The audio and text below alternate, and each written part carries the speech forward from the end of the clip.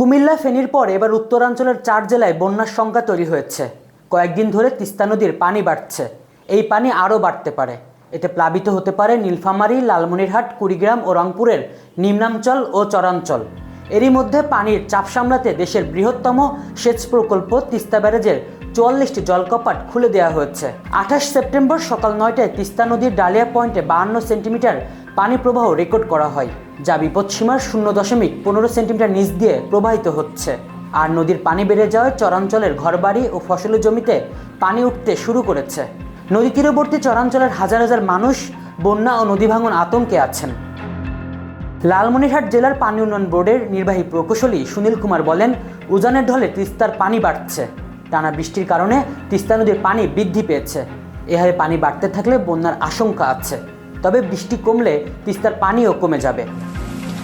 আবহাওয়া অধিদপ্তরের তথ্য অনুযায়ী 27 সেপ্টেম্বর তেঁতুলিয়ায় দেশের সর্বোচ্চ 228 মিলিমিটার বৃষ্টিপাত হয়। আর রংপুর বিভাগের বেশিরভাগ জেলায় 100 থেকে 150 মিলিমিটার বৃষ্টি হয়েছে। দর্শক, দেশে বারবার কেন বন্যা পরিস্থিতি তৈরি হচ্ছে সে বিষয়ে আপনাদের মতামত জানতে চাই। কমেন্টে আপনারা মতামত জানাতে ভুলবেন না।